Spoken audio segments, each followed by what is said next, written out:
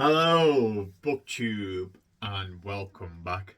So, it's November, and there's a BookTube event going on called Dr. November. From like Dr. No or Pusher, you're completely mad. I think that's Goldfinger. But you get me point. I'm terrible at accents, so that's Sean Connery there, thrown at you free of charge. And all you've got to do to take part in this BookTube event is to read anything to do with spies or espionage. Could be fiction, could be non-fiction. I've pretty much stayed in the non-fiction lane so far. I was going to read some James Bond novels, but I just couldn't be bothered.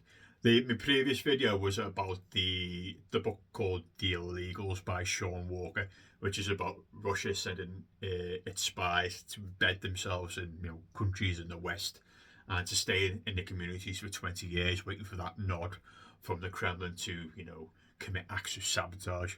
So that's the book I read previously, and all you need to do again read anything to do with spies, and you've pretty much done this BookTube event.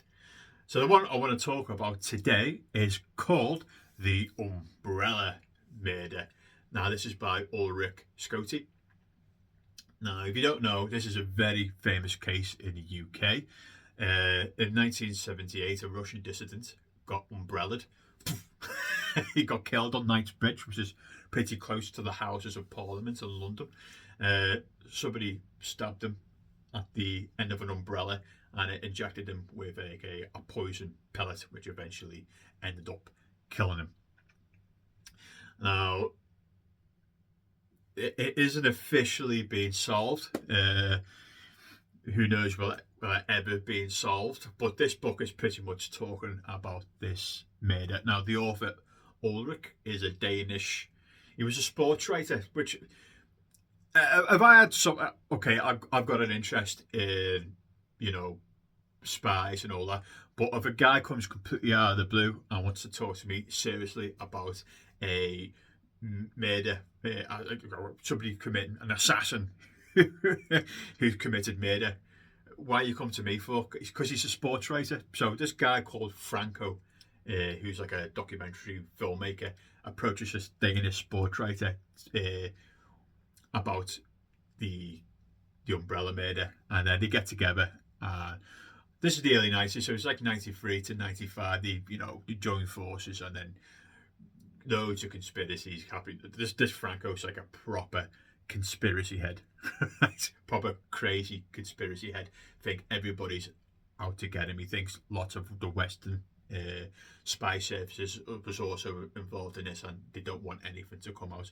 So he's proper up there in the conspiratorial realm, and he finds it hard to share information with Ulrik, the author.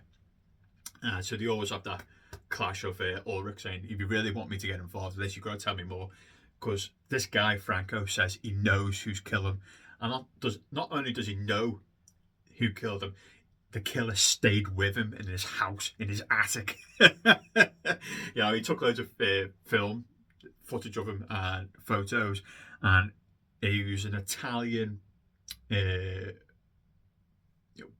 con merchant. He was an art dealer, and he apparently worked for both the Italian secret services and the Bulgarian secret services. And it said that the Bulgarian secret service, with the nod, or maybe not the nod, from the KGB, eventually killed Georgy Markov, which is the guy who got umbrellaed, right? So it's a bit of a clash going on at the start of the book, and you don't know where it's leading, to be honest with you, because there seems to be just a repeat of the previous chapter, trying to find out.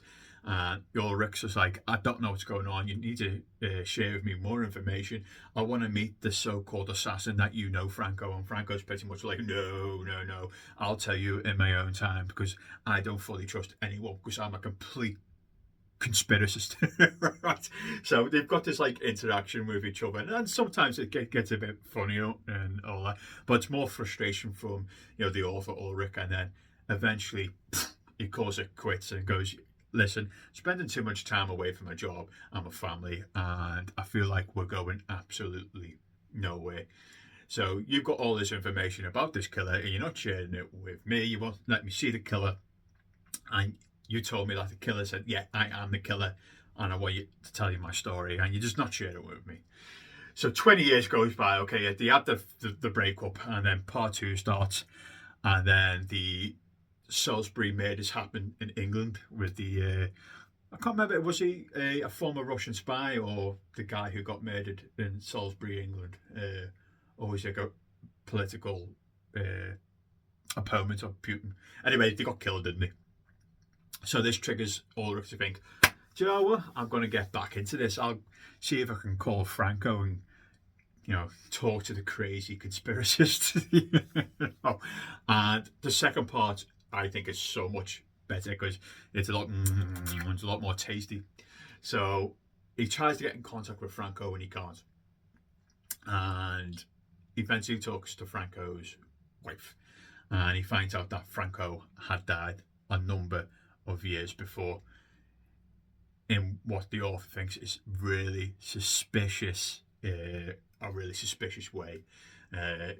He finds out that Franco actually, the killer who Franco was talking to, he was upset of an interview, a documentary that Franco was a part of, and then the day later, Franco was dead.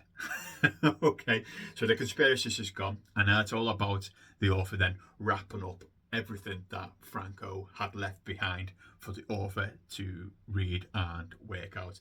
And Ulrik, gets a gang together, and they really get down and look at the facts, and then go and try and find this Francesco Galuni, or whatever his name was, try and track him down, and they struggle. They do. Where is he? X, Y, and Z.